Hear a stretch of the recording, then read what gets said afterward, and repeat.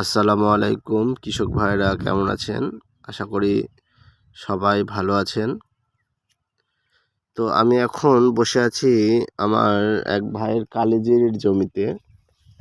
কালিজিরিতে কি ব্যবহার করবেন, কি সার প্রয়োগ করবেন এবং কখন সেচ দিবেন এটা আমি আজকে জানাবো।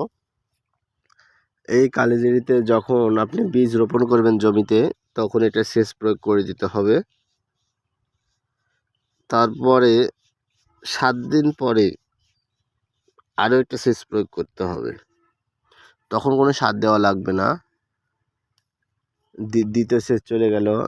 তার 7 দিন পরে তৃতীয় সেচ দিতে হবে, তার সাথে ইউরিয়া হালকা দিতে হবে, পটাশ হালকা ছিটিয়ে দিতে হবে আর হালকা টিএসপি। 3 নাম্বার সেচ গেল।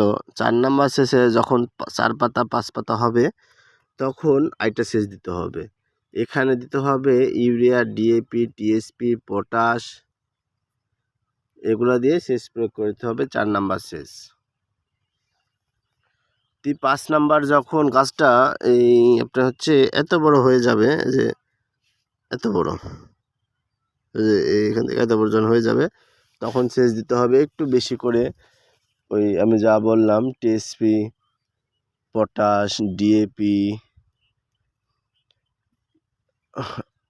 আপনার সাথে দিতে পারেন আপনার সালফার দিতে পারেন।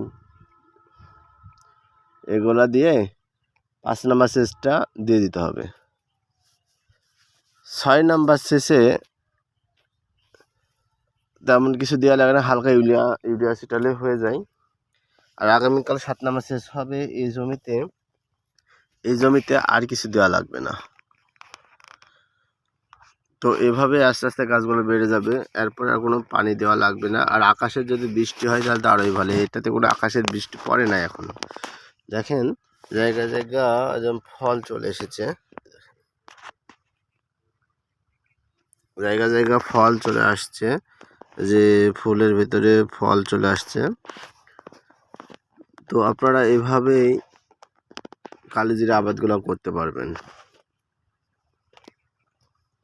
আসসালামু আলাইকুম।